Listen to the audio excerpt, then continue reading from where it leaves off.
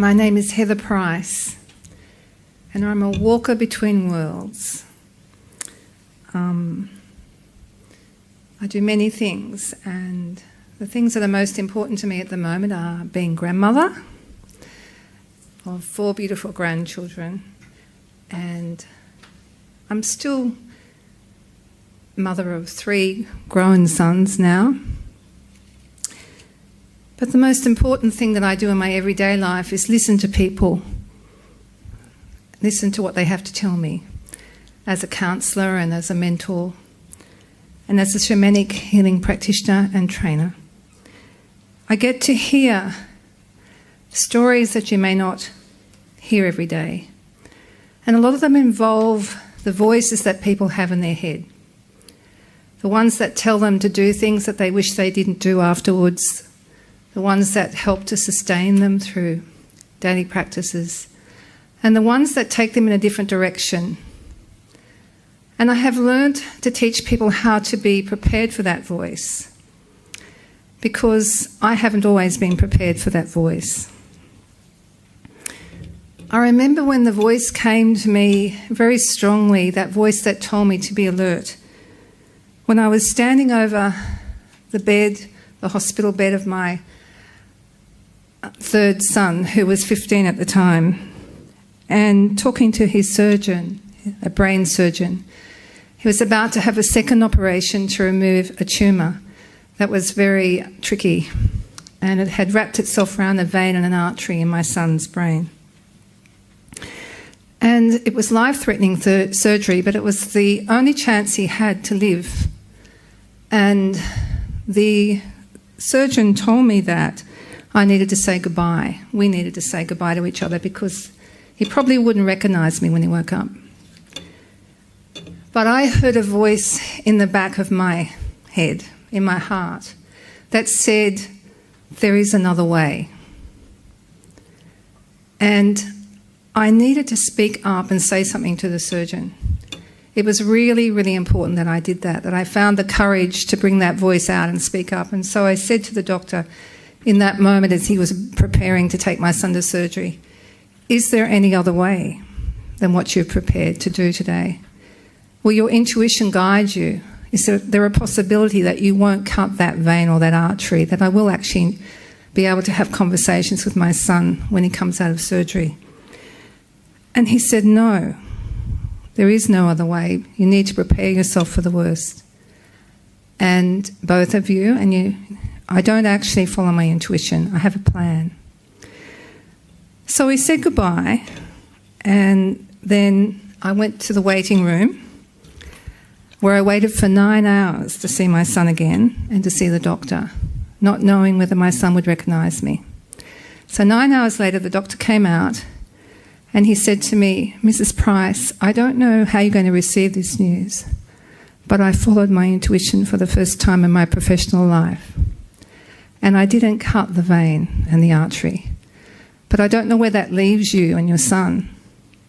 I don't know what you're going to do, because I can't help you anymore. There's nothing more I can do, and he can't have more surgery, at least not right now. There were 2 voices in my head in that moment. One was really, really angry. It was the loudest voice. What was I going to do now? He couldn't help my son. I was the only one that could do that, and it was too big for me. But there was another voice that reminded me that I wasn't the only one. And that voice said, there is another way. And that is the voice that I have learned to listen to. And that is the voice that took me on a pilgrimage with my son out to Central Australia a few weeks later, or a few months later.